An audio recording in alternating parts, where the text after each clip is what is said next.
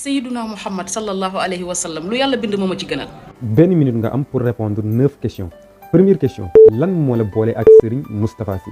Seydil Mouhamadul Moustapha Sy dereetanu boole ndax sama frère la ndax Roqaya Ndiaye yaayi Seydil Aboubacar Sy mooy bàjjenu Serigne Ndiaga mi jur sama yaay te Serigne Cheikh Tidiane Sy Al Maktoum Serigne Moustapha la nu bàyyee kon c'est normal ñu topp ko.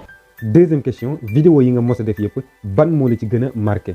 man xaaju vidéo yi may def yépp dañu may marqué ndax des fois dangay dajeeg nit mu ne su ma soppeekoo ginnaaw yàlla ak yow la démb ci mujj daje naa ak nit mu ne ma sama yaay nee na naa la roy ndax ni ngay jàppee sa yaay kon déjà loolu rek mbégte la. Troisième question, kan nga gën a bëgg ci sa àdduna?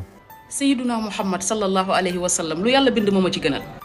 Quatrième question, est-ce que mën naa xam sa plat préféré? waaw man moom ceebu jën moom sama saytaane la. Cinquième question, ban mbër ngay supporter? Yaxya Jóob Yékini moo ma jaraloon lu ne ci làmb. Sixième question, est-ce que da ngay suivre championnat international? non très rarement nag bu ma ko temps bi mayee rek.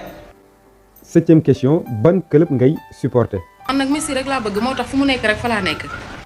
Septième question, lan nga gën a bañ ci sa àdduna? ma kuy néewal doole nit nag vraiment.